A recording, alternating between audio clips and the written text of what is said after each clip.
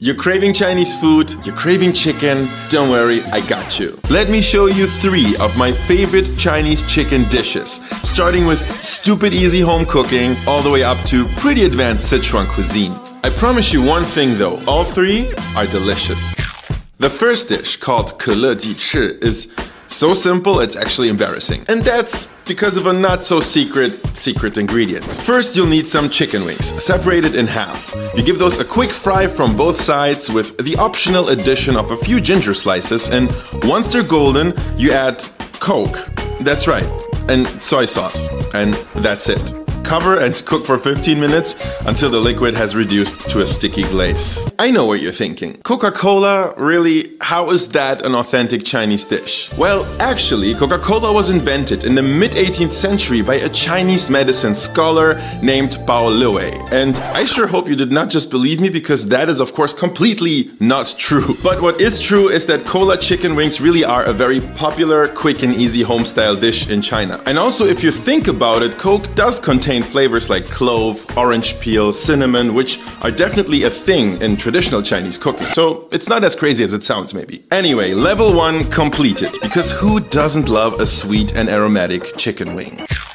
Let me guess, you're probably ready to move on to a slightly more challenging recipe, am I right? Let's make sanbeiji, or 3-cup chicken, which I fell in love with when I traveled to Taiwan. First, we're gonna need chicken thigh meat, deboned and cut into large chunks. Next, we'll add our marinade. Dark soy, a drop of light soy, Chinese cooking wine, and, quite untraditional but my personal recommendation, a bit of oyster sauce. It's just too good in this dish to leave it out. Finally, add some sugar, a few cracks of white pepper, and marinate for around 20 minutes. By the way, in case you were wondering, the name 3-cup chicken refers to the 3 main aromatics in this dish: soy sauce, cooking wine, and sesame oil. The last one of which we haven't met yet, so let's do that. To a hot pan, first add some vegetable oil and then add an equal amount of toasted sesame oil. It's gonna smell super nutty and delicious, which we are gonna embrace by adding some garlic and ginger into the oil to infuse. I also love adding 1 piece of star anise, but that one's optional.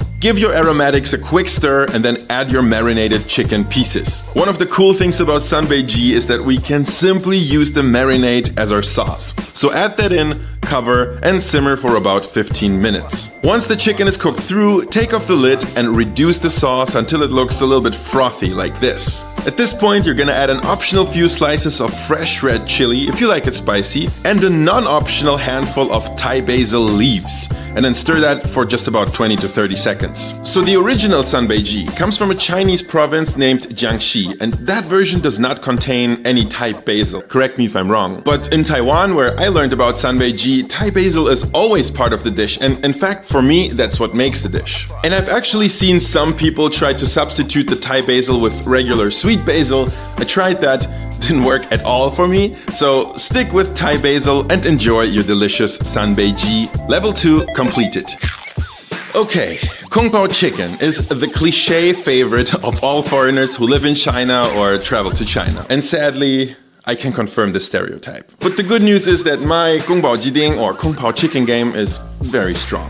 Here's how I do it. We begin with a piece of diced chicken breast. Make sure your chicken pieces aren't too big. We're gonna marinate those in a bit of Chinese cooking wine, cornstarch, a drop of light soy, salt and sugar, and a few cracks of white pepper. Don't forget to give everything a good mix, and while that's marinating, we make a sauce from light soy, dark soy, more cooking wine, and very importantly, a good glug of Chinese dark vinegar. Normally you'd balance the vinegar with sugar, but I recently started using maple syrup instead. I know it sounds weird, but it's amazing. Highly recommend it. Here's a bit of cornstarch just to thicken that sauce later on, and this is ginger juice, which I've simply squeezed from freshly grated ginger. I love this step because it gives me the taste of ginger without having to bite into big chunks of it. Now, before we start cooking, there's one more thing we have to do. We need to pass the chicken through oil, a classic Chinese technique called guoyou, which helps us get super juicy chicken bites because the hot oil sort of traps the moisture inside. We don't even need the chicken to crisp up, just make sure there are no raw spots on the surface of your chicken. This should only take like a minute. And now we can finally start cooking. Off the heat, Add some Sichuan peppercorns to your pan or wok and pour over some of that chicken oil we just used. Bring up the heat and just give those a quick fry until your pepper starts to crackle a bit and smell real nice, and then you get it up. We just want to infuse the oil with the flavor. Now add in some roughly chopped garlic, dried chilies, as well as a bit of doubanjiang, which is fermented chili and bean paste. This will help both spiciness and color. Now we can return the chicken, give everything a few quick stirs, and add a handful of chopped spring onions, roasted peanuts, and stir. Next we can add our sauce, reduce it for not more than a minute, and in the very end we add some diced and, very importantly, de-seeded cucumber. The addition of cucumber is a little bit untraditional, but you do see that a lot in China and I love it, so I do it. And this is it.宫保鸡丁. I told you my Kung Pao Chicken game was strong, didn't I? That was level 3. Make sure to check out my other Chinese cooking videos if you enjoyed that one. Thanks for watching, I hope you learned something, and I'll see you in the next one.